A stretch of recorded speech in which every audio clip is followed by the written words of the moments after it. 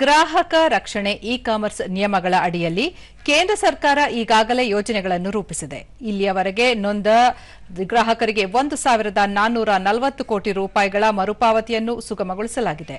ಇದು ಇತ್ತೀಚಿನ ವರ್ಷಗಳಲ್ಲಿ ಗ್ರಾಹಕ ವ್ಯವಹಾರ ಇಲಾಖೆಯ ಅತಿದೊಡ್ಡ ಸಾಧನೆಗಳಲ್ಲಿ ಒಂದಾಗಿದೆ ಎಂದು ಕೇಂದ್ರ ಗ್ರಾಹಕ ವ್ಯವಹಾರಗಳ ಸಚಿವ ಪ್ರಹ್ಲಾದ್ ಜೋಶಿ ಲೋಕಸಭೆಗೆ ಇಂದು ತಿಳಿಸಿದ್ದಾರೆ.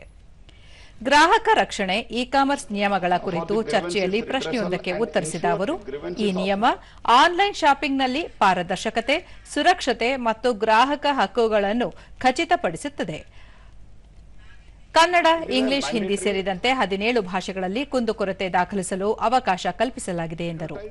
ಇ-ಕಾಮರ್ಸ್ ಪ್ಲಾಟ್ಫಾರ್ಮ್ಗಳಲ್ಲಿ ಗ್ರಾಹಕರಿಗೆ ಮೋಸ ಮಾಡುವ ಡಾರ್ಕ್ ಪ್ಯಾಟರ್ನ್ಗಳು ಮತ್ತು ಹೆಚ್ಚುವರಿ ಕ್ಯಾಶ್ ಆನ್ ಡೆಲಿವರಿ ಶುಲ್ಕಗಳ ವಿರುದ್ಧ ಕಠಿಣ ಕ್ರಮಕ್ಕೆ ಆದೇಶಿಸಲಾಗಿದೆ. ಗ್ರಾಹಕರ ಹಕ್ಕುಗಳನ್ನು ರಕ್ಷಿಸಲು ತಪ್ಪು ದಾರಿಗೆಳೆಯುವ ಜಾಹೀರಾತುಗಳು ಮತ್ತು ಅನ್ಯಾಯದ ವ್ಯಾಪಾರ ಪದ್ಧತಿಗಳನ್ನು ತಡೆಯಲು ಸರ್ಕಾರ ಕ್ರಮ ಕೈಗೊಳ್ಳಲಾಗುತ್ತಿದೆ ಎಂದರು. Many such toppers photo used for the many coaching institutes, and we have issued notices and we have penalized them, and whatever the penalty we are imposing, we are publishing it. Because of that publicity, under the question mark. That's why it has relatively come under control, but we are continuously monitoring it, and we have repeatedly giving the notice, and also penalty has been levied on every coaching classes where they have done such a misleading advertisement. Vande Bharat ರೈಲುಗಳ ಕುರಿತ ಚರ್ಚೆಯಲ್ಲಿ ಪ್ರಶ್ನೆಯೊಂದಕ್ಕೆ ಉತ್ತರಿಸಿದ railway ಸಚಿವ ಅಶ್ವಿನಿ ವೈಷ್ಣವ್, ಪ್ರಯಾಣಿಕರ ಸುರಕ್ಷತೆಯನ್ನು ಹೆಚ್ಚಿಸಲು ವಂದೇ ಭಾರತ್ ರೈಲುಗಳಲ್ಲಿ ಹಲವಾರು ಸುಧಾರಿತ ಸುರಕ್ಷತಾ ವೈಶಿಷ್ಟ್ಯಗಳನ್ನು ಅಳವಡಿಸಲಾಗಿದೆ ಎಂದರು. ವಂದೇ ಭಾರತ್ ಎಕ್ಸ್‌ಪ್ರೆಸ್‌ನಲ್ಲಿ ಆಂಟಿ ಕ್ಲೈಂಬಿಂಗ್ ವೈಶಿಷ್ಟ್ಯಗಳನ್ನು ಪರಿಚಯಿಸಲಾಗಿದೆ. ಘರ್ಷಣೆಗಳನ್ನು ತಡೆಗಟ್ಟಲು ಸ್ಥಳೀಯವಾಗಿ ಅಭಿವೃದ್ಧಿಪಡಿಸಲಾದ ಕವಚ್ ಸ್ವಯಂಚಾಲಿತ ರೈಲು ರಕ್ಷಣಾ ವ್ಯವಸ್ಥೆಯನ್ನು ರೈಲಿನಲ್ಲಿ ಅಳವಡಿಸಲಾಗಿದೆ ಎಂದು ಹೇಳಿದರು. ಅನೇಕ ಸ್ಥಳಗಳಲ್ಲಿ ಹಳಿಯ ಎರಡೂ ಬದಿಗಳಲ್ಲಿ ಸುರಕ್ಷತಾ ಬೇಲಿ ಹಾಕಲಾಗಿದೆ ಮತ್ತು ಹೆಚ್ಚಿನ ರೆಸಲ್ಯೂಷನ್ ಕ್ಯಾಮೆರಾಗಳನ್ನು ಸಹ ಅಳವಡಿಸಲಾಗಿದೆ. ವಂದೇ ಭಾರತ್ ರೈಲಿನ ಮೇಲೆ ನಡೆಯುತ್ತಿರುವ ಕಲ್ಲು ಎಸೆತ ಸೇರಿದಂತೆ ಅಪರಾಧಿಕ ಕೃತ್ಯಗಳಿಗೆ ಕಡಿವಾಣ ಹಾಕಲು ಯೋಜನೆ ರೂಪಿಸಲಾಗಿದೆ ಎಂದರು. ಇದೇ ವೇಳೆ ರೈಲ್ವೆ ಯೋಜನೆಯನ್ನು ಸಮಯಕ್ಕೆ ಸರಿಯಾಗಿ ಪೂರ್ಣಗೊಳಿಸಲು ರಾಜ್ಯಗಳು ಪೂರ್ವಭಾವಿ ಕ್ರಮಗಳನ್ನು ತೆಗೆದುಕೊಳ್ಳುವಂತೆ ಸಚಿವರು ಮನವಿ ಮಾಡಿದರು.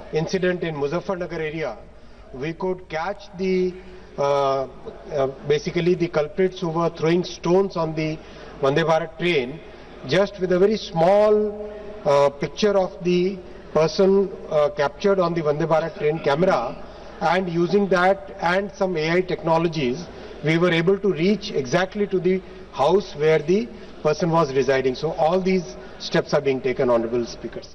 Using our technology. ಲೋಕಸಭೆಯಲ್ಲಿ 2026-27ನೇ ಸಾಲಿಗೆ ಕೃಷಿ ಮತ್ತು ರೈತ ಕಲ್ಯಾಣ ಸಚಿವಾಲಯದ ನಿಯಂತ್ರಣದಲ್ಲಿರುವ ಅನುದಾನದ ಬೇಡಿಕೆಗಳ ಕುರಿತು ಚರ್ಚೆ ನಡೆಯಿತು. ಚರ್ಚೆಯನ್ನು ಆರಂಭಿಸಿದ ಬಿಜೆಪಿಯ ಕೊಂಡ ವಿಶ್ವೇಶ್ವರ ರೆಡ್ಡಿ ಅವರು, ಕೃಷಿ ದೇಶದ ಸಾಂಸ್ಕೃತಿಕ ಗುರುತು ಮತ್ತು ಸ್ಥಿರತೆ ಎಂದು ಹೇಳಿದರು. 2014ರಿಂದ ಇತರ ವಲಯಗಳಿಗೆ ಹೋಲಿಸಿದರೆ ಭಾರತದಲ್ಲಿ ಕೃಷಿ ಬೆಳವಣಿಗೆ ವೇಗಗತಿಯಲ್ಲಿ ಸಾಗಿದೆ. ದೇಶದಲ್ಲಿ ಅಕ್ಕಿ ಉತ್ಪಾದನೆಯು 40% ಹೆಚ್ಚಾಗಿದೆ ಎಂದರು.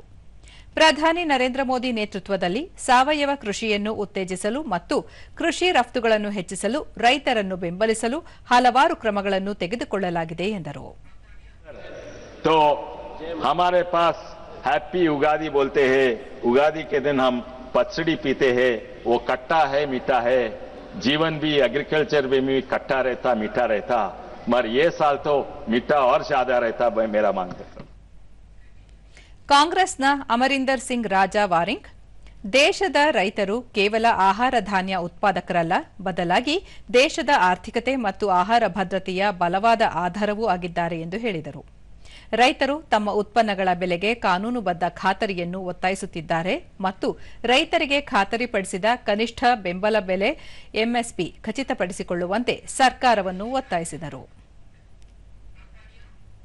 मंत्री महोदय से कि कृपया वो आप 3 काले कानून सस्पेंड जो किए हैं उनको वापस ले लीजिए और एमएसपी की गारंटी वो हमें दे दीजिए.